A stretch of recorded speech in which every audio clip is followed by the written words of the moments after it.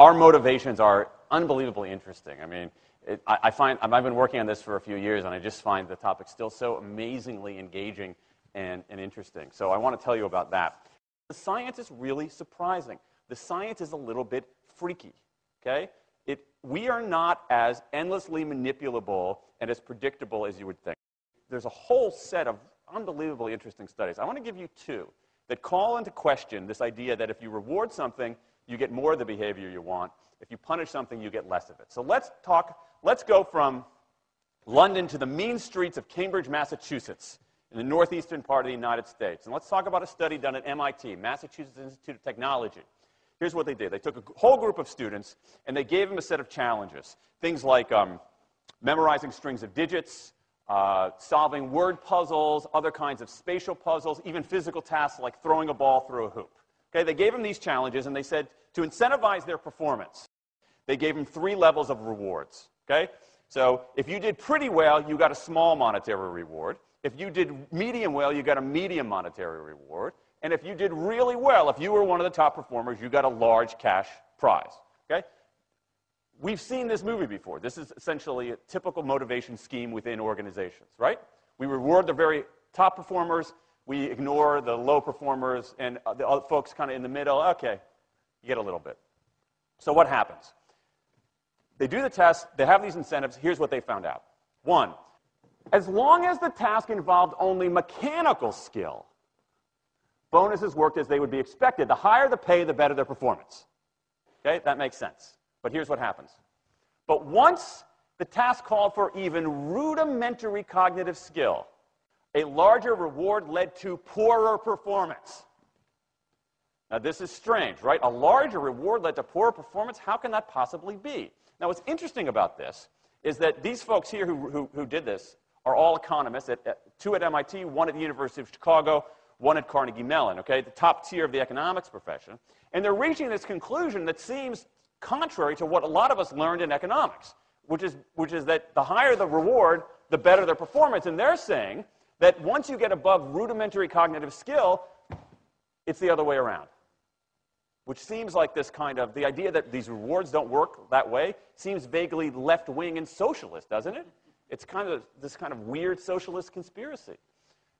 For those of you who have those conspiracy theories, I want to point out the notoriously left-wing socialist group that financed the research, the Federal Reserve Bank. So this is the mainstream of the mainstream coming to a conclusion that's quite surprising. It seems to defy the laws of behavioral physics. So this is strange, a strange finding. So what do? They say, this is freaky.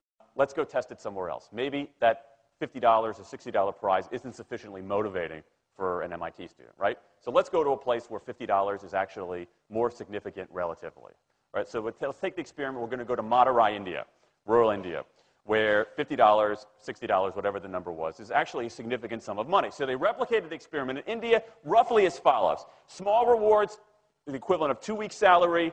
Small performance, low performance, 2 weeks' salary. Medium performance, about a month's salary. High performance, about 2 months' salary. Okay, so those are real good incentives. Okay, so you're going to get a different result here. Well, what happened, though, was that the people offered the medium reward did no better than the people offered the small reward. But this time around, the people offered the top reward. They did worst of all. Higher incentives led to worse performance. What's interesting about this is that it actually isn't all that anomalous. This has been replicated over and over and over again by psychologists, by some extent by sociologists, and by economists, over and over and over again. For simple, straightforward tasks, those kinds of incentives, if you do this, then you get that, they're great. For tasks that are algorithmic, set of rules where you have to just follow along and get a right answer, if-then rewards, carrots and sticks, outstanding. But when the task gets more complicated, when it requires some conceptual, creative thinking, those kinds of motivators demonstrably don't work. In fact, money is a motivator at work, but in a slightly strange way. If you don't pay people enough, they won't be motivated. What's curious about, there's another paradox here, which is that the best use of money as a motivator is to pay people enough to take the issue of money off the table. Pay people enough so that they're not thinking about money and they're thinking about the work. Now, once you do that, it turns out there are 3 factors that the science shows lead to better performance, not to mention personal satisfaction. Autonomy, mastery, and purpose. Autonomy is our desire to be self-directed, to direct our own lives. Now, in many ways, traditional notions of management run afoul of that. Management is great if you want compliance, but if you want engagement, which is what we want in the workforce today as people are doing more complicated, sophisticated things, self-direction is better. Let me give you some examples of this, of almost radical forms of self-direction in the workplace that lead to good results. Let's start with this company right here, Atlassian, an Australian company. It's a software company, and they do something really cool. Once a quarter, on a Thursday afternoon, they say to their developers, for the next 24 hours, you can work on anything you want.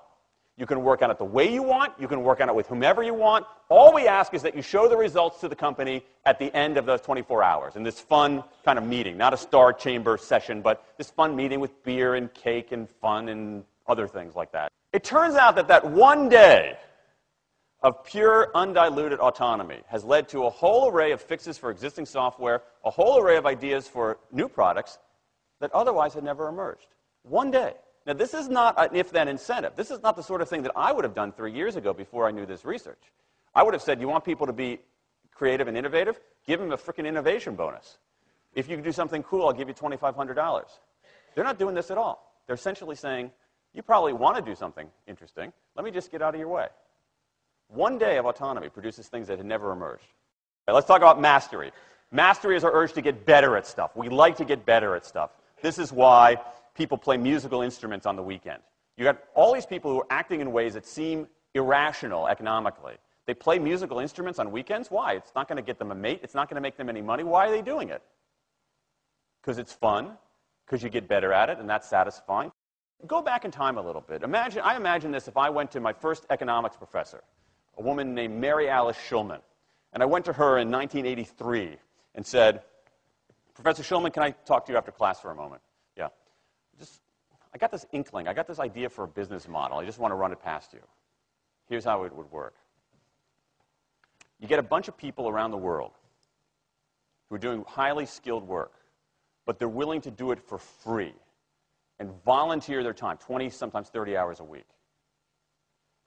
Okay, she's looking at you somewhat skeptically there. Oh, but I'm not done. And then what they create, they give it away rather than sell it. It's going to be huge. I mean, she truly would have thought I was insane.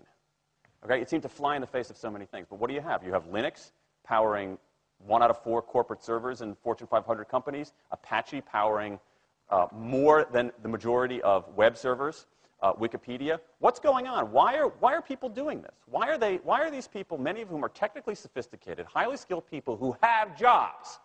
Okay? They have jobs. They're working at jobs for pay, doing sophisticated technological work. And yet, during their limited discretionary time, they do equally, if not more, technically sophisticated work, not for their employer, but for someone else for free.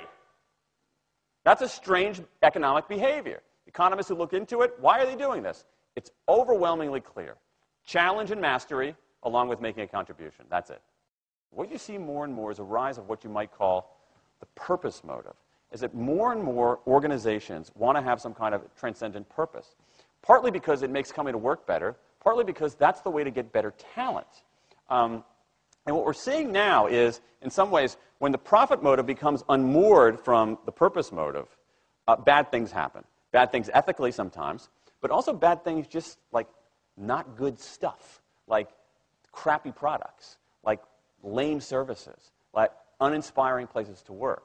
That when the profit motive is paramount, or when it becomes completely unhitched from the purpose motive, it's just, people don't do great things. More and more organizations are realizing this and sort of disturbing the categories between what's profit and what's purpose. And I think that actually heralds something interesting. And I think that the organizations that are flourishing, whether they're profit, for profit, or somewhere in between, are animated by this purpose motive. Let me give you a couple of examples. Here's the founder of Skype. He says, our goal is to be disruptive, but in the cause of making the world a better place. Pretty good purpose. Here's Steve Jobs. I want to put a ding in the universe. All right? That's the kind of thing that might get you up in the morning and racing to go to work. So I think that, that we are purpose maximizers, not only profit maximizers. I think the science shows that we care about mastery very, very deeply.